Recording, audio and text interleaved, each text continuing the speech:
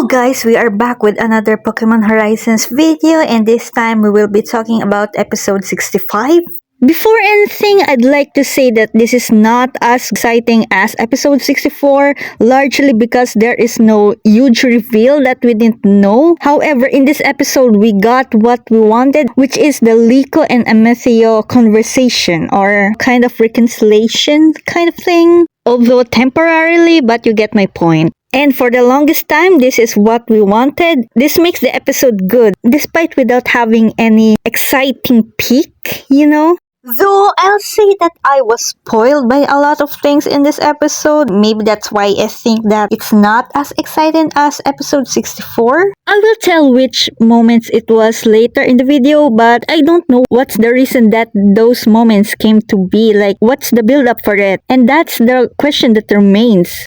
I was so anxious because at least in my country, or even in Japan, I think it released in like 6 p.m. in Japan, and like the official subs or the pirated subs that honestly will be uploaded in like 24 hours or at least 12 hours from that. And I was so anxious because I was scrolling through Twitter and there are lots of leaks, and I know not leaks, but a lot of spoilers, and I was like, I can't wait to watch the episode. And like, if you watch my previous video in episode 63 and 64, I watched the episode 64 in a Japanese YouTube channel, and it doesn't have any subtitles, but at least I did watch it, But the channel didn't upload latest releases, and also it deleted episode 64, and I thought that I will be able to watch it in the release, but no, it didn't. But before I get to the major stuff, I will address the smaller stuff like the battle between Sangan and Onyx versus Dot and Roy.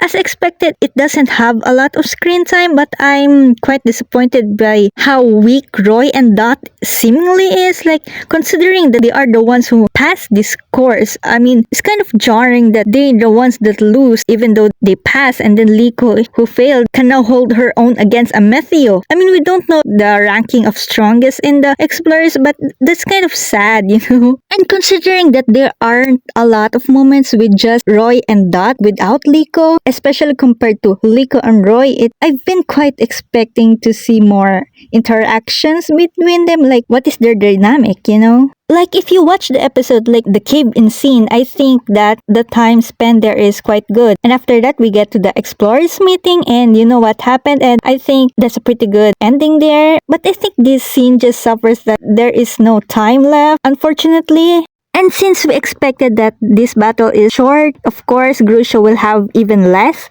However, I'm kind of disappointed that it didn't have the talking to the snowboard thing, but I kind of expected it will not come true. And I forgot to say this in my previous video, but Liko take off her bag, and I thought that for sure that's the indicator when they search for her. Like, oh, this is Liko's bag and maybe she's in this direction or she's around here. But no, they found her after Grusha see the traces in the snow, and he commanded Altaria to destroy the rock, and miraculously Liko is there. Like, seriously? Like, what? How did it happen? But yeah, I think this is because that there is no much time left, but I call BS, Like, why is she there? Surely she saw that it's a dead end, Did they find her bag though? Like, seriously? I really like what Grusha said, that you can't just look ahead, you should also look beneath your feet. Like, that's wise, So we'll then proceed with the cave-in moments. But first of all, I'd like to say that there are a lot of fan arts about this. To be honest, back then, I'm kind of weirded out by how many Liko and Ametheo fan arts there is, especially like very close, but this time I think it makes sense. At least it references a moment. And did you see like the one with Liko and Ametheo, like they are bloody and then Spinel watches over their body?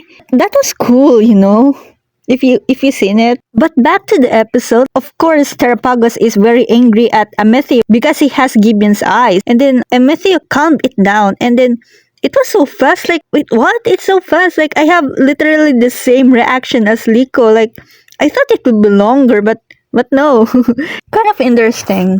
Like, I wonder what its thought process was. Like, what did it think, Like, did it think that, oh, in closer look, this is not Gibeon? But it has the same eyes, but it's not Gibeon. Maybe that?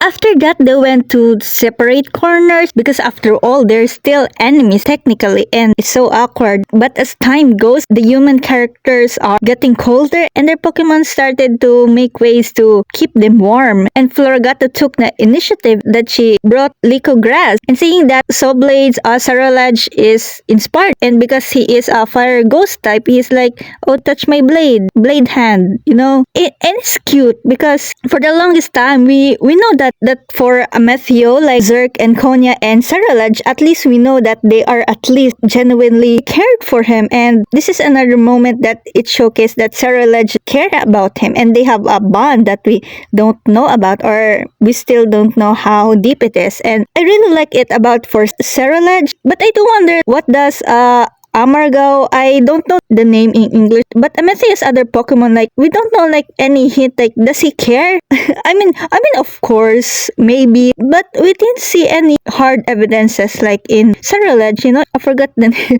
but Amargao is treated like the other second Pokemon, like, they're forgotten, and I remember in the first part, or maybe even the second part, a lot of people say that, use your other Pokemon, use Amargao, and don't just use it as a taxi, because every time you see it, it's just because Amethio needs flying or transporting, you know? Like, where is it? Like, I wonder if what's their bond also, like, you know? And as I've mentioned earlier, I think all of us are convinced or know that Zerk and Konya does care about him and we know that they are in communication. They give him information. When the communication cut out, like in the previous episode, Liko said that there is no reception there. Like, where are they? Did they panic? What's their reaction that they were cut off? Like, were they worried? Like, where are they now? And I'm interested to see what their reaction is, like, especially what happened in the episode later in this episode. Where are they? Like, I know that they are less interesting than the admins, but you know, Spinel and Agate are like partners, and seemingly Sango and Onyx are often paired together. And then Amethyst alone, at least give Zerk and Konya their screen time too. And like, especially Zerk, at least Konya has the Sprigatito moment, but Zerk only has like the subtle moments, like he is actually muscles of a Rhydon, and he asks new thing like battle tactics, and he's the one who recommended that cotton candy thing, and then Liko and the others go there, and then Murdoch and his friend reconcile, and then they see Kabu there, and meeting there is, you know, all the ball of events that happened. So yeah, around episode 30 or 25, we confirmed that ZIR watches Guriman videos or knitting videos. Like, where are they now? I want an update. Where are they? Where are they? They don't have to have a lot of role, but where are they? Like, where are they? Like, seriously? Like, there are a lot of characters that are neglected. Yeah, maybe they don't have a lot of potential as like the big five or like the main characters. This is just some loose potential, and they can tap into this loose potential, even how little it is, because okay, I'll just say it.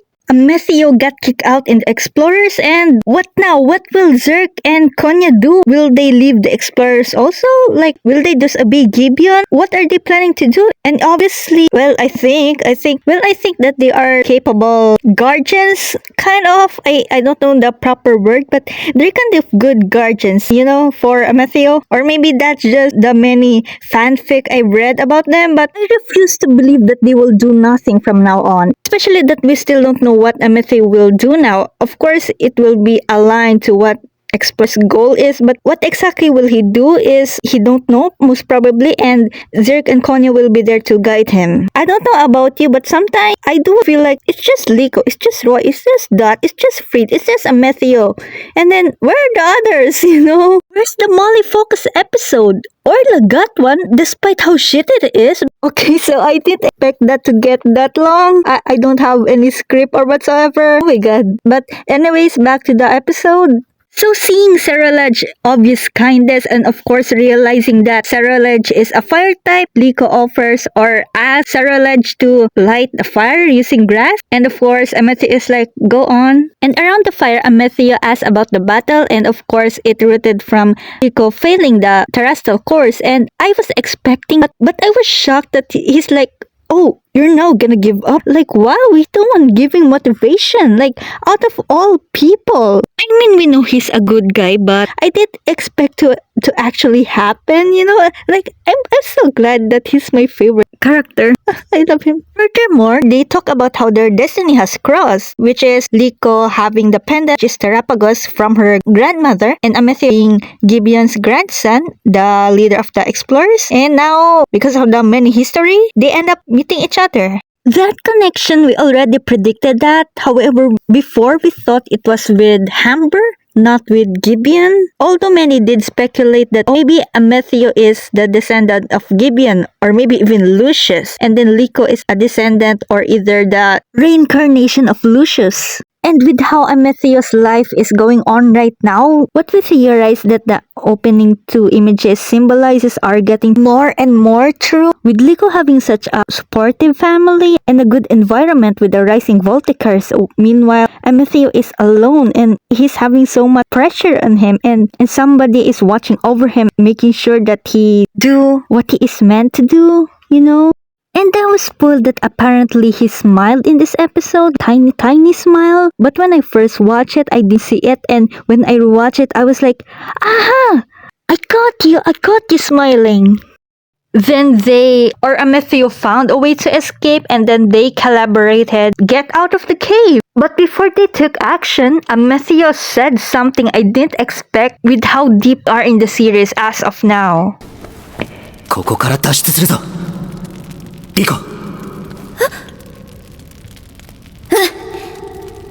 I was screaming like real, and then of course following the footsteps of Gibeon and Lucius. So what will their future will be? Will it parallel them or will it be the complete opposite? There is a potential future here for future collaborations, or so excited. I didn't expect this, I can't really put it into words, Either way, all of their Pokemon help in getting out of the cave, especially Floragato and Cerulege. So I was spoiled that when they get out of the cave, Liko asked Amethio something, and I saw in Twitter that invited him to join the Rising Volticars, and I was so excited, like, what? However, when I actually watched the episode, what they said is, why don't the Rising Volticars and Explorers work together? I mean, we're going after Rafa, right? I was so disappointed that she didn't actually invite him to the Rising Volticars, Amethio warns Liko to be wary of Spinel, but in the end, it is him who should have been wary of him. Like, I will say that nearly all of the spoilers is Amethio got kicked out of the Spurs. And I'm really glad that at least Sango, Alnick, Hamber were like, wait, let me listen to your reason. But of course, Gibeon. And I did expect that also. Like, what betrayal did he have before? Like, is he referring to his son, like Amethio's father?